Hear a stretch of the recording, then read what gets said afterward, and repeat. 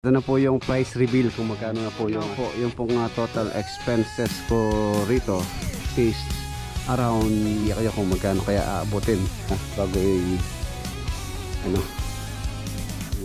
Yan na project update. Dito tapos sa ibaba pwedeng dining dan si channel bar na 2x66 kaya po kung makapansin nyo sa taas hindi siya ganun kaalog nyo na yan is to flooring ng mga room para if ever na mag-overflow yung tubig o trabaho, to'y pangarap na buo.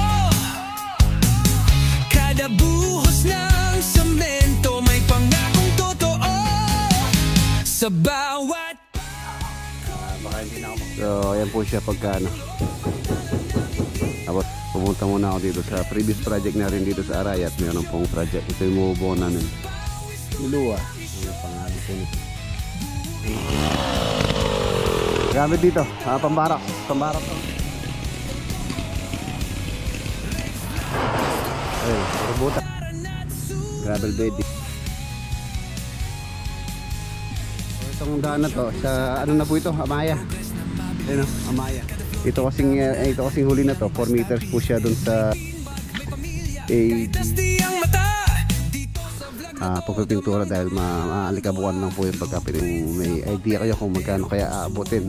Nasa around na lang, ipapasarado ko na to bago ano.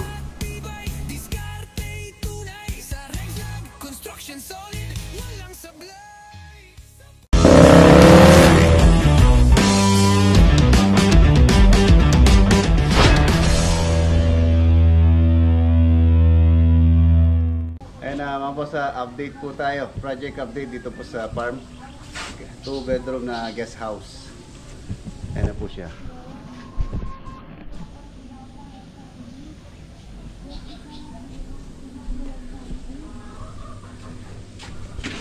Ayan na na-tiles na po nila itong isang kwarto. Ayan po yung tiles. 20 cm by 1 meter po yung tiles na ginamit ko rito. And then yung po mga bago dito sa ating channel, yung po palang frame nito is a metal frame. And then yung ginamit kong seg is PICEM board or fiber cement board or cement board na 12 mm po yung kanyang thickness. Ayan po yung PICEM board. Ayan, bukas ito naman po yung kanilang itatiles bukas. Ito po yung tiles na ilagay namin dito. Kamukha po ng tiles na nilagay ko sa proyekto ko namin sa may Lubao project. So same. Gray po siya. And then yung ceiling niya is a PVC panel. Tapos ito yung kanyang toilet and bath. Full toilet and bath, shower, water closet, and then meron vanity dyan. Ayan. Ita-tiles din po yan. So ito na rin po yung kanyang pintuan. Ay nakatanggal yung isa dahil nga tiniles ito. Mahogany wood solid door or panel door na yung kanyang design is a corduroy. Bukas i-prepare po yung pintura dito. Ito yung isa rin na full toilet and bath. Ayan, shower, water closet, and then yung kanyang vanity. Ayan, PVC ceiling din po yan. Tapos yung kanyang ilaw, ayan, tricolor na pinlight. Ganun din po rito, tricolor po yung mga ilaw na yan. Tapos dito tayo sa ibaba naman. Ito, tatiles din po itong balcony na to. Bago po namin tiniles pala to, bago pala namin itatiles to mga boss, applyan po namin or waterproofing po muna to. Dahil nga naka-expose siya sa labas siya. Dahil papasukan o mababasa po ng ulan yan. And then dito sa ibaba, ito na po, kompleto na yung tiles. Ayan po siya sa ibaba. And then ito ang kanyang mga piping, sanitary, ay nakaklading po yan. Tapos tumakbo siya roon sa may septic tank doon. Ayan, dito papaklading pa rito para maging ano siya, uniform. Para bagay siya dito. PVC ceiling, ganoon din po dito sa ibaba. Ito po ginamit ko na dyang bakal si channel bar na 2x6. And then yung mga poste niya, gumamit din ako ng I-beam. Ayan, I-beam. And then dito is 4x4. Binusat po namin ng semento sa loob. Bali ngayon pala, mag-install ako ng mga ilaw dito sa ibaba. Ay mga pin light. Nakabili na rin ako. So silipin natin siya sa malayuan. Yan, guest house. Ayan siya.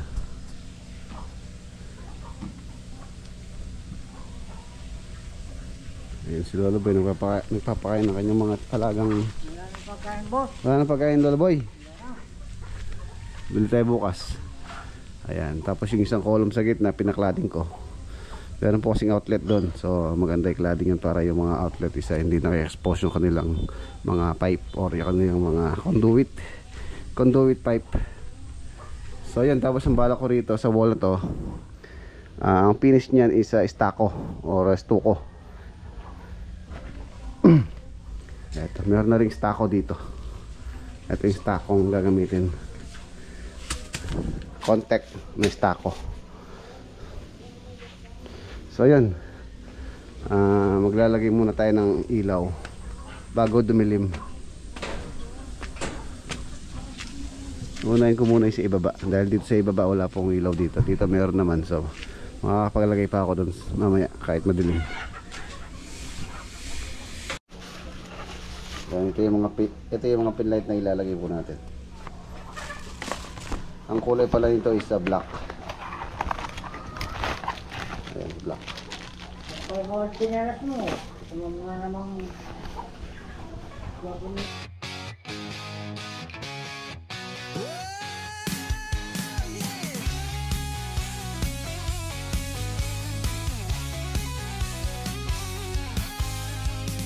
Kada araw may simula, may plano sa kamay. Lakad sa seat kahit tirik ang araw, ulan ang sabay. Regs Love Construction, to ang aming daan. Bawat hollow block, bawat bakal may kwento't laman. Hindi lang ito trabaho, to'y pangarap na buo. Kada buhos ng semento may pangakong totoo. Sa bawat pakot martilyo, tibay ng loob ang dalan namin dito. So ayan po siya pagka ano pagka gabi na tata. So yun mga boss, okay na. Nakapag-install na tayo ng ilaw. Ayun, nakompleto ko na rin yung dito. Doon hindi ko na nilagyan doon, wala pala pong ano doon, abang sa gilid doon, tsaka wala naman ng iilawan doon sa gilid doon dahil may lalagyan naman po ng bubong dito. So okay na yan. Ayan, tapos yun sa ibaba, pin light. So kulang pa yan dito sa may parting ano, cladding dito.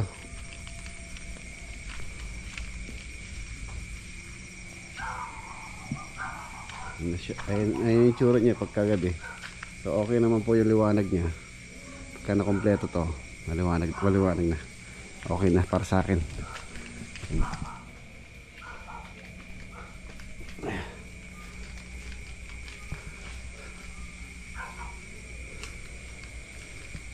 Tapos meron pa mga wall lamp dito eh. Yan sa poster o isa.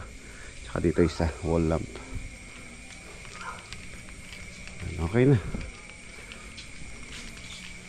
Silipin natin sa taas. Time check. Anong oras na ba?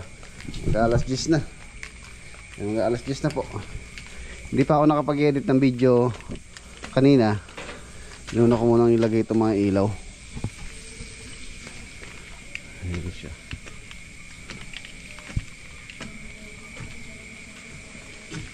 Maliwanag to.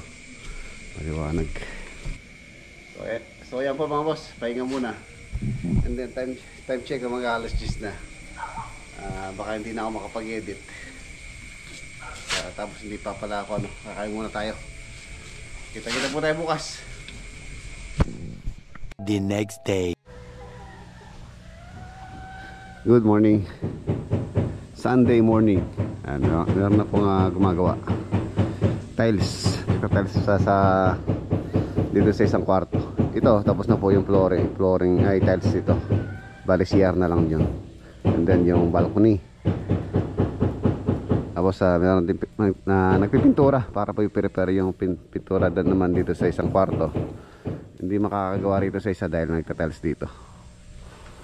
So bali ngayon meron po tayong isisingit na gagawin. Pumunta muna ako dito sa previous project natin dito sa Arayat. Meron pong pinapa-extend na bubong doon sa may harapan. Tapos sa San Fernando meron din tayong papalitan na yero doon na sisingit lang namin. Tapos baka dumiretso din tayo sa Kalulot project, yung pong mga nagpuputol ng halaman doon. Sisilipin din natin ngayong araw ng linggo. So yun, yung project ko, ganda-ganda na. Bumuwis yung camera.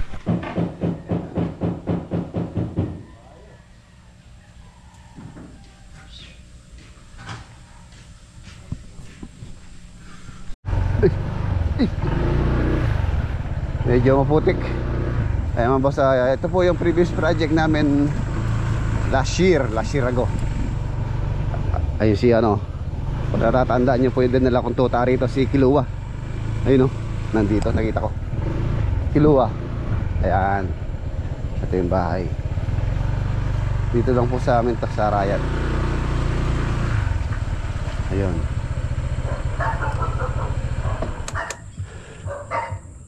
Tingnan ko muna yung mga tropa.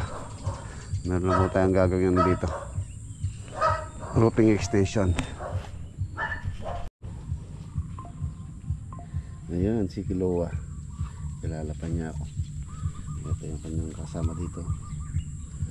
Kiloa ang pangalan po nito. Anak din po nung aso ko doon, si Basal to. Ang ginagawa namin dito, tuta pa to, nandun ako dito. So nung tapos kami, pinaiwan po ni owner. Ganda. Ayan. Ayan na sila. Ayan na sila. May dala na rin pong yero. Tapos bibili pa kami ng ng tubular. Pero ano to ba ito? Halo. Mga boss, ito po yung project. Ito yung mabubuo namin. Ito dito sa may harapan.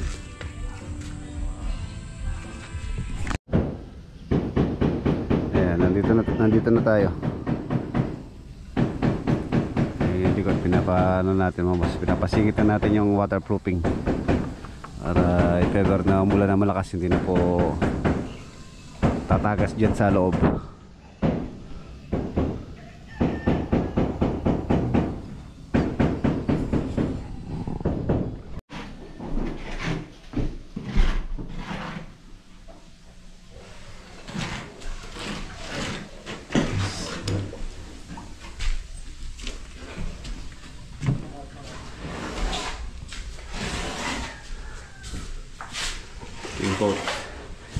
Steam coat muna, tapos para din kaya rin duko stako.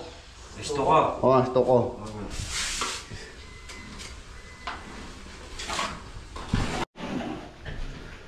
Pinapa-skim coat muna. At least mga dalawang patong pwede na dalawang patong bago i-apply yung stako. Para po hindi masyadong gastado sa stako kung kasing rough yan, magastado. Kailangan mo ng pakinisin. Dalawang patong ng skim coat, tapos yung stako. Yung stoko naman or stako, kahit naman hindi marunong, maganda nga yung hindi marunong magmasilya para yung design niya lumitaw. Hindi po katulad ng pag-skim coat na talagang kailangan din sa pulido or talagang patag. Pero yung stako, kahit lang, random lang yung pag-apply para po maganda siya, maganda yung magiging kalalabasan ng kanyang design.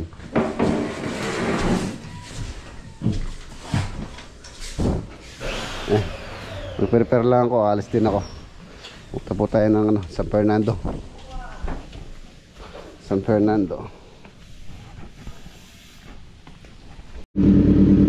Ayan na mga boss, si J9 muna ang gagamitin natin para mailabas naman siya.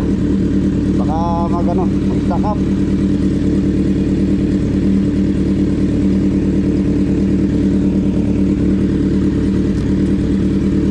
tayo ng San Fernando.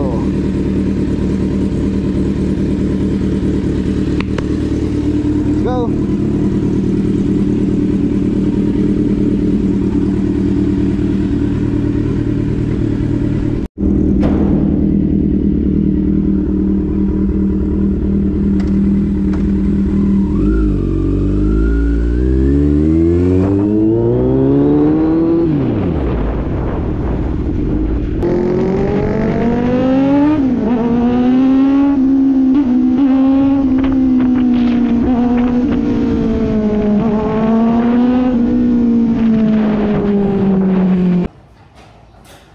Ayan na, ito po yung isiningit namin.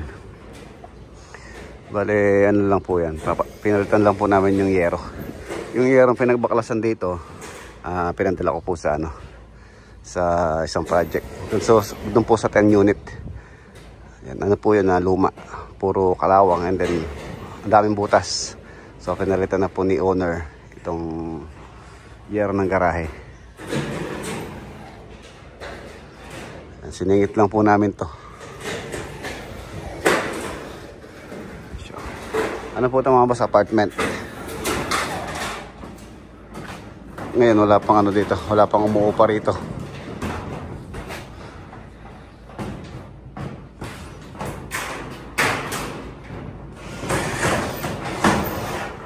At iba pa naman yung frame nya. Nagka-problema lang dito ang yero. Ang daming butas.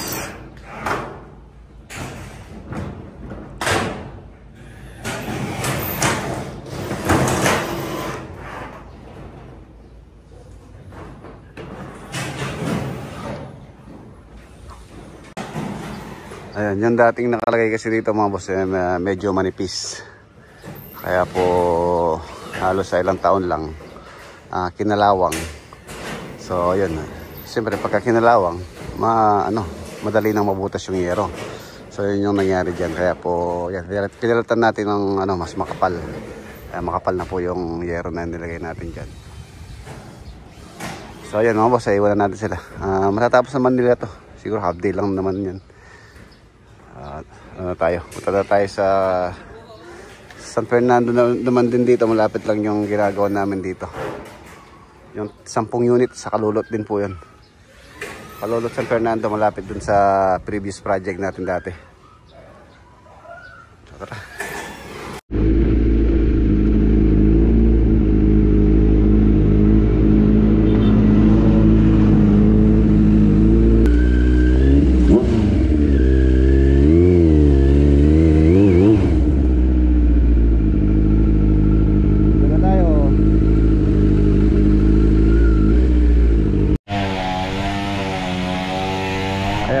Ito po yung yero, ayan puro kalawang yung ilalim.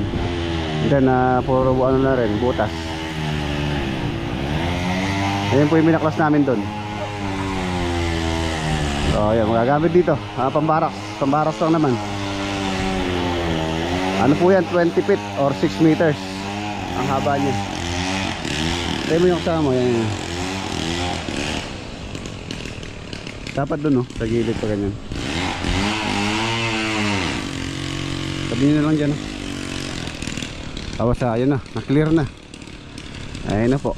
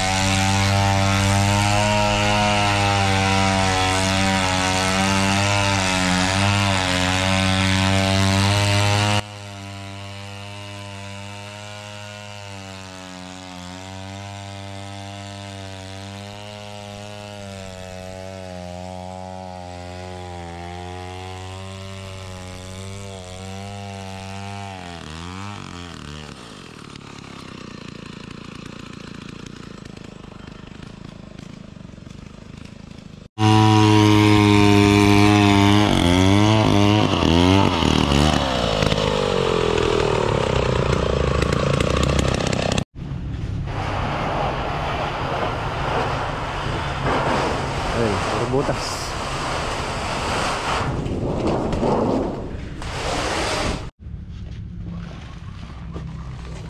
Ayan, tatanim na po kami. Tatanim kami ng alambre. Pwede na to. Ayan, mga ano po ito, mga spacer sa mga column sa parilya.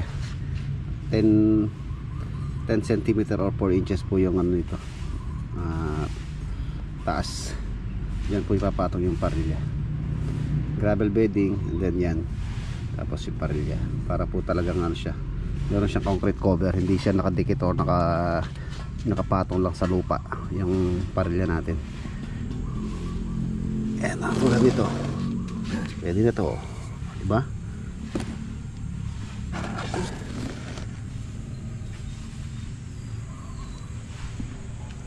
$33 yung poste. So kada isang poste mga boss, ako kumakain ng 5. So 33 times 5, nasa 165 pieces ang kailangan gawin ni Kit na ganyan. 165 isang apat na sa sulukan sa corner, and then isa sa gitna, para talagang makapatong yung parilya sa ano, sa concrete spacer. Ayan, si mga ano, si Mang Diego Tang. Ayan, kain po tayo. Ulam namin ano, sinabawang munggo. Walang sa ano, walang sa sabaw eh. Puro sabaw. Yung litong tilapia. Sabi nila katanya, yati-yana din. Wala niya forma na ng... Ayan mga boss, malinis na po siya. Siya hanggang dun. Ito yung building line, so hanggang dun sa may bakod na yun, 40 meters.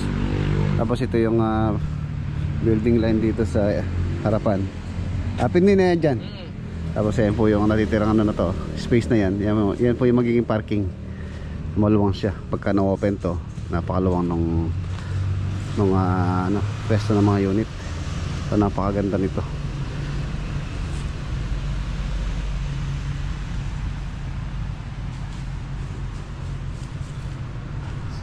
Sarap dito sa ilalim ng mangga, presko.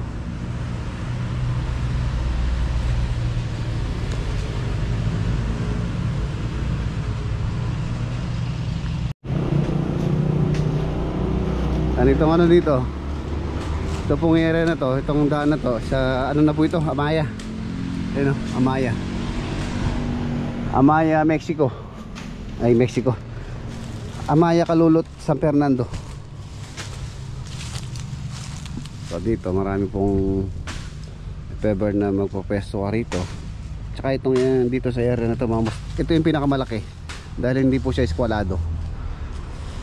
Maluwang po siya sa harapan, itong pinakadulo, and then the rest pare-pares na po yan. 4 meters by 8 meters po yung luwang niya or yung kanyang sukat. Ito kasing huli na to, 4 meters po siya dun sa dulo, and then dito sa bungad maluwag siya rito sa bungad. So kung magpupwesto ka rito, maluwang tong area na to, itong tabi ng ano, tabi ng Amaya, papasok sa Amaya pala. Yan na yung mga grid line, A, B, C, D, E, F, G, H, I, J, K, L, hanggang L to, alam ko eh, yung grid line namin.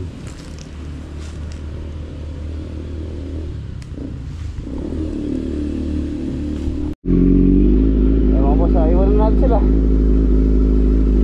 Sunday ngayon, so hanggang ano lang naman sila, at 4.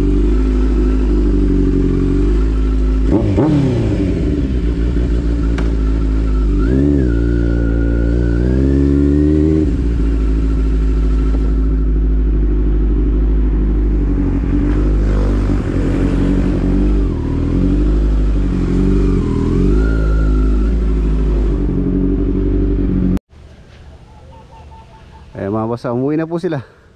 So ayun, ito na po yung price reveal kung magkano na po yung aking expenses, total expenses dito po sa project dito sa farm. 2 bedroom guest house, and then sa ibaba is ano siya, Para siyang function hall dyan sa ibaba.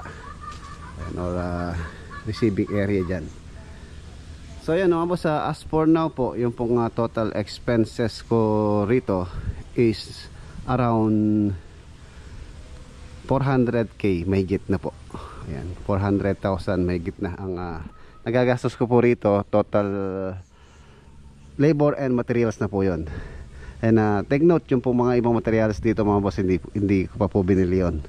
Yung mga ibang mga GI ano, yung poste, yung I-beam, tsaka yung mga pinangsayig namin dito. Ayan, hindi ko na po binili yung iba doon. So yun, for now 400k na po yan, as it is, kung ano na po yung tsura nyan. And then yung pong mga window na ipagawa ko na rin, actually tapos na po yun. Hindi ko lang pina-install muna dahil hindi pa tapos yung pagpipintura, dahil maalikabukan lang po yun pagka pina-install ko. And then susunod na yung mga pintuan ni pipinturahan. Ayan, so halos finishing na lang naman na. So dito sa ibaba wala naman po masyadong finishing dito, halos paint na lang dyan. Ayan, pintura na lang dyan sa ibaba. Stucco ang balak po dyan. Dun sa taas nakapag-stucco na si parang Denden doon. And then prepare na nila yung wall doon, sanding na lang, tapos si primer, and then final color. Ganon din dito sa exterior. So ipi-prepare na rin po yan. And then finishing paint. So ayun na po siya. Sa palagay nyo, magkano po kaya aabutin to finish na? Ayan, comment nyo po sa ibaba kung may idea kayo kung magkano kaya aabutin. Nasa around 80 square meter po yan. Sa ibaba halos 40, and then sa taas 40 rin yan, syempre up and down. 2 bedroom, dalawang CR. Yung dalawang CR po yun yung medyo magastos. Tiles, water closet, and then yung accessories nya. Ang dalawa pa naman yun. So yun, wala pa pong tiles yun. Ayan, ano pa ba yung mga natitirang gagawin dito? So tara, tingnan natin, silipin natin. Ayan, nakapagpahin na rin sila ng first coating na skim coat dito. Ayan, skim coat. Isang coat pa po to. Isang coat pa ng skim coat para makinis bago natin applyan or applyan ng stako, para po hindi masyadong gastado sa stako. Medyo pricey po kasi yung stako. Ayan siya. And then ito na lang, ipapasarado ko na to. Na ano naman to, na water leak test na rin yan. Yung mga pipe, yung mga tubo, okay na rin po yan. So pwede na po i-close yan. Ang ilaw, install na yung ilaw. And then ito, primer pa lang po itong paint nitong railing. Tapos itong hagdanan, balak ko ring patungan ng tiles yan. And then ito na lang yung nalalabing natitirang gagawin dito. Yan, waterproofing muna ito bago yung tiles. Eto na. Yan, halos itong tiles dito, halos nasa ano na lang, 80% na tong dito. Konti na lang doon, bukas matatapos na yan. And then isusunod na muna ito. Ito, wala pang tiles to eh, CR. Ayan po yung CR nya. And then ito yung mga pintuan. So ito, waterproofing muna bago i-tiles. Ayan, ito na po yung stucco or stako. Ayan. Ayan siya, napaka-smooth nyo. So ano pa siya, light pa siya. Pagka po in-applyan ng sealer yan, doon po natin makikita yung kanyang pinaka-design. Ayan. Ayan, light pa siya. Contact stako ang ginamit ko po dito. And then dito paint na lang po dyan, pintura. Ito na rin yung sa CR nya. Ayan. So tingnan natin, prepare ko na yung tiles dito. Yung pintuan ito 9,500 isa nito. Ayan, medyo pricey yan. Tapos ito rin yung ginamit kong cladding dito sa labas, 660 naman isa nito. 660 pesos isang peraso. 20 by 3 meters po yung kanyang bukat. Yun po yung 660. Ayan, medyo pricey rin yung ginamit kong cladding dito sa labas. Yan, ganun din dito. Tapos na waterproofing na rin po yung likod. So okay na.